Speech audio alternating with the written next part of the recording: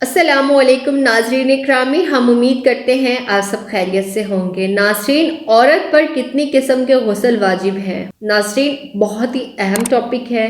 ہم آپ سے گزارش کریں گے کہ آپ نے ویڈیو کو اختتام تک لازمی دیکھنا ہے۔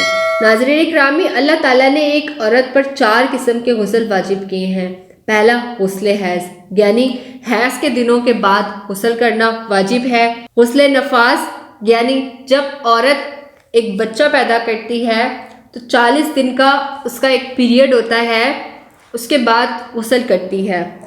ناظرین، غسل جنابت، جب میاں بیوی دونوں ہم بستری کرتے ہیں اس کے بعد جو غسل کیا جاتا ہے اس کو غسل جنابت کیا جاتا ہے۔ غسل احتلام، ناظرین اکرامی، غسل احتلام مردوں میں بھی ہوتا ہے اور عورت میں بھی ہوتا ہے۔ اگر عورت نیند کی حالت میں محسوس کرے یا خواب دیکھے کہ اس کے ساتھ کسی نے کوئی ہم بستری کی ہے اور صبح اٹھ کر وہ اپنے کپڑے پر دیکھے کہ کوئی داغ ہے تو اس صورت میں وہ غسل لازمی کرے گی۔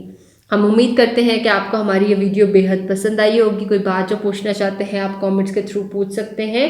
خیال رکھیے گا اپنا، آپ سے ملاقات ہوتی ہے پھر نیکسٹ ویڈیو میں۔ اللہ حافظ۔